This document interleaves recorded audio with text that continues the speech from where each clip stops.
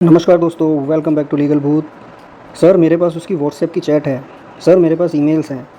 तो क्या मैं कोर्ट में लगा सकता हूँ? अपनी बेगुनाही साबित कर सकता हूँ या सकती हूँ? तो इस तरह के आपके बहुत सारे क्वेश्चंस होते हैं। और व्हाट्सएप की chat, video recording, audio recording, emails, इस तरह के जो आपके एविडेंसेस हैं, इनको आप कोर्ट में प्रोड्यूस कर सकते हैं या नहीं कर सकते हैं? कर सकते हैं तो कैसे कर सकते हैं? आज इन्हीं सभी क्वेश्चंस का जवाब आपको इस वीडियो में मिलने वाला है। और अगर आपके पास भी ऐसे एविडेंस हैं तो उनको कोर्ट में लगाने से पहले ये वीडियो देखना बहुत ज़रूरी है। अदरवाइज़ आप गलती कर बैठेंगे और आपका जो एविडेंस है वो एकदम ख़राब हो जाएगा। तो दोस्तों, अगर आप चैनल पर पहली बार आए हैं तो प्लीज़ सब्सक्राइब कर दें और बेल आइकन को भी हिट कर दें, जिससे कि इस तरह की जानकारी आपसे मिस ना हो जाए।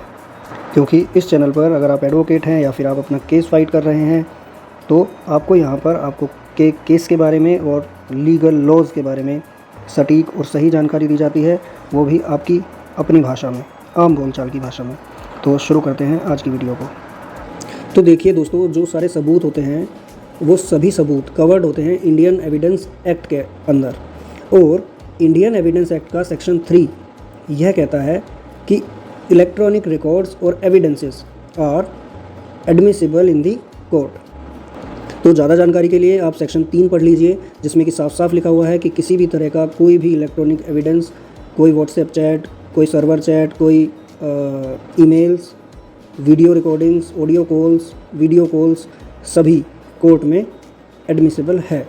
और इस तरह के जो एविडेंसेस होते हैं इनको डॉक्यूमेंट्री एविडेंस कहा जाता है। तो अब ये बात तो क्लियर हो गई कि आप इनको कोर्ट में अपनी बेगुनाही में दे सकते हो, और section 3 of Indian evidence act इसको कवर करता है।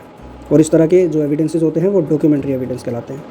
तो दोस्तों, जब कोर्ट में आपका ट्रायल चलता है, जब मुकदमा चालू हो जाता है, तो उस टाइम पे आप इस तरह के जो डॉक्यूमेंट्री एविडेंसेस हैं उनको आप जज साहब को ये अपील करते हुए कह सकते हैं कि साहब, मेरी जो ये व्हाट्सएप चैट है या ईमेल है, जो भी डॉक्यूमेंट्री एविडेंस आपके पास है, ये एकदम रिलीवेंट फैक्ट्स हैं और ये वैसे फैक्ट्स हैं जिनसे कि आप इशू निकाल सकते हैं।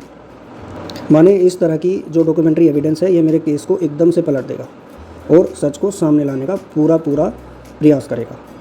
अब देखिए, इस तरह की जो चैट है वो अगर आपके पास प्रिंट आउट्स की फॉर्म में है तो आपको जो आपका डिवाइस है, जिस डिवाइस से वो चैट हुई है या जिस डिवाइस से ईमेल सेंड किए गए हैं, वैसा जो डिवाइस है वो आपको कोर्ट में सबमिट करना होगा।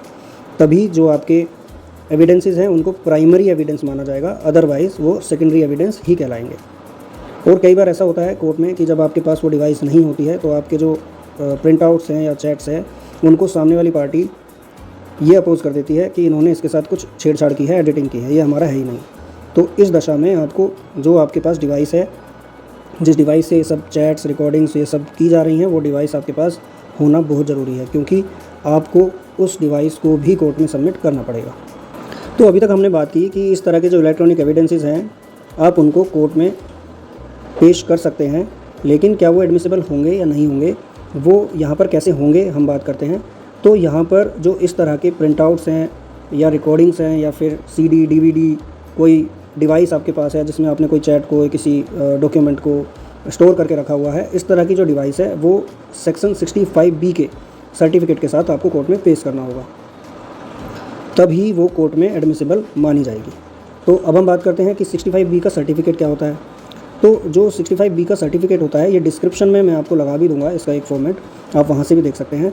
तो 65B के सर्टिफिकेट में आपको जनरली इस तरह की इन्फॉर्मेशन देनी होती है कि ये डिवाइस किसके नाम पे है, ये डिवाइस का IMEI नंबर क्या है, ये किस डिवाइस से किया गया था, उसका सीरियल नंबर क्या है, किसने किसको भेजा, किस डेट को भेजा, इस तरह की जानकारियाँ आपको 65B के सर्टिफिकेट में देनी होती हैं। और इस सर्टिफिकेट को बनाने के लिए आपको अलग से कहीं जाने की ज़रूरत नहीं है, आपके जो एडवोकेट साहब हैं वो ही इसको आपके सामने बैठ के फिल कर देंगे और उसके बाद आप अपने इलेक्ट्रॉनिक एविडेंसेस को कोर्ट में पेश कर सकते हैं। तो यहाँ पे आपको कुछ बेसिक बातों का ध्यान रखना है कि जो भी डिवाइस आपके पास है, कोई लैपटॉप है, मोबाइल है, जिसमें आपने उस डेटा को स्टोर करके रखा हुआ है, वो आपको कोर्ट में पेश करना है और वो एकदम चालू हालत में करना है। ऐसा नहीं है कि अब वो टूट गया है आप उसे कोर्ट में पेश कर रहे हैं।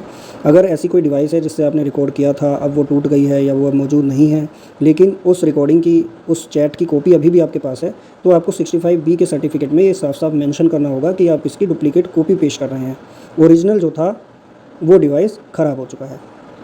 तो अब ये कोर्ट की डिस्क्रिशनरी पावर पर डिपेंड करता है कि वो आपके कोर्ट एविडेंस को एडमिसिबल करता है या नहीं करता है, उसको एज ए प्राइमरी कंसिडर करता है या फिर एज ए सेकेंडरी कंसिडर करता है।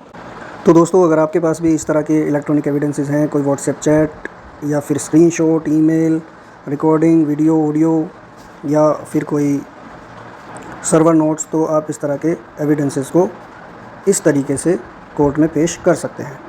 उम्मीद है वीडियो में दी गई जानकारी आपको पसंद आई होगी, और अगर इसके बारे में आपके कोई भी क्वेश्चंस हैं तो आप कमेंट्स में हमसे पूछ सकते हैं। We will definitely try to get back to you. Thank you very much. Thanks for watching. Please share, like and subscribe. Thank you.